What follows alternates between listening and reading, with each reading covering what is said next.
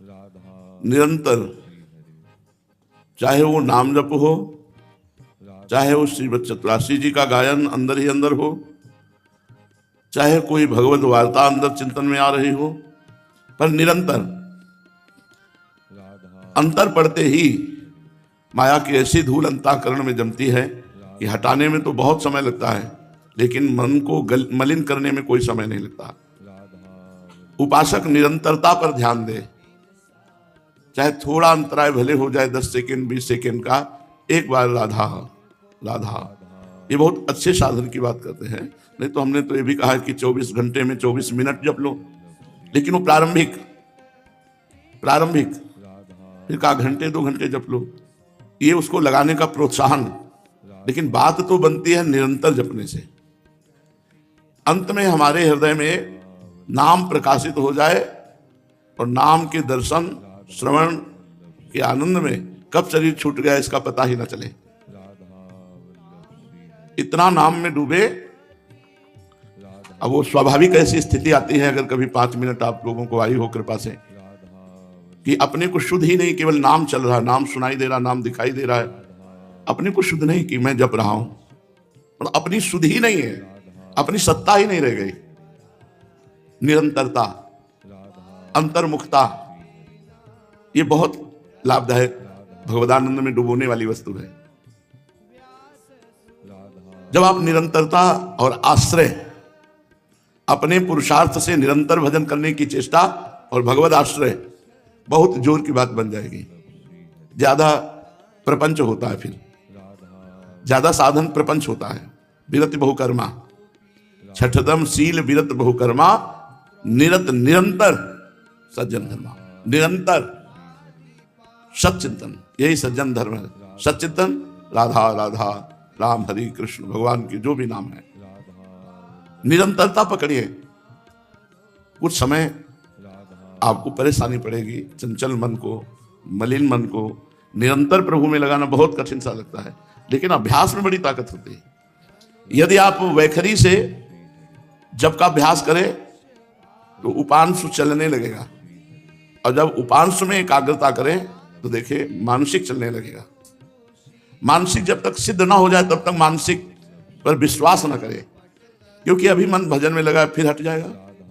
एक माया का वायु झकोरा आया और हमारी स्थिति बिगड़ गई। आश्रय स्थिति नहीं बिगड़ने देगा, और पुरुषार्थ ये अन्य असाधन नहीं होने देगा। बस पुरुषार्थ और अनन्य आश्रय, यही सिद्धावस्था है। जितना हमें दिया है भगवान ने, उतने में हम संतुष्ट हो जाएं। लौकिक सामग्री में जो हम क्रियाएं कर रहे हैं उनका परिणाम केवल जीवन जीने का है, लेकिन सत्संग जो सुन रहे हैं ये जीने का परम लाभ है। साधन धाम मोक्ष कर द्वारा मनुष्य जीवन से भजन किया जाए तो इसी जन्म में हम मुक्त हो जाए। भगवान करुणामय है, उनकी करुणा हर समय बरस रही है। चाहे जैसी बाहरी परिस्थिति हो या अंदर की स्थिति, हमें नाम नहीं छोड़ना। प्रार्थना है, हमारी बात मान लीजिए। राधा राधा राधा राधा, बस एक कानों में पहुंचता है, दूसरों के भी और अपने कानों में। जितने लोग राधा नाम कीर्तन सुनेंगे उन सबका कीर्तन सुनने से परम लाभ तो होगा ही, और आपके ऊपर श्री जी की विशेष कृपा होगी। नाम कीर्तन, गुण कीर्तन, लीला कीर्तन, चिंतन। तो भगवान आंख न दिए होते तो थोड़ी देर सोचो कैसा लगता। भगवान हमको कान न दिए होते तो कैसा लगता, जबान न दिए होते तो कैसा लगता। एक व्यक्ति आए कि अब इनका उद्धार कैसे होगा, ना आंख है देख नहीं सकते, कान नहीं है भगवत चर्चा नहीं सुन सकते, नाम जप नहीं सकते, जबान नहीं। अब आप विचार करो क्या जीवन। हमें भगवान ने कान दिया, भगवान ने जबान दिया, भगवान ने नेत्र दिया, हम इनको सार्थक कर ले। फिर शब्द याद रखो, निरंतरता। चाहे जैसे बने निरंतरता, कुछ समय चलाओ। राधा नाम चल रहा है, कभी शरणागत मंत्र चल रहा है, कभी निज मंत्र चल रहा है, कभी चतुरासी जी चल रही। निरंतरता बनाओ। साधन में जितनी निरंतरता बनती चली जाएगी उतने दिव्य आप हो जाएंगे। निरंतरता थोड़ा कठिन है, क्योंकि मन विषयों में भाग करके सुख का अनुभव बहुत जन्म से किया है तो भागेगा। जहां जहां आपका मन जाए वहां आप प्रभु को देखिए, या जहां जहां मन जाए वहां से हटा के अपने लक्ष्य पे लगाइए। 2 ये साधन है जिनके द्वारा हम बहुत जल्दी चंचल मन को एकाग्र कर सकते हैं निरंतर भजन के लिए।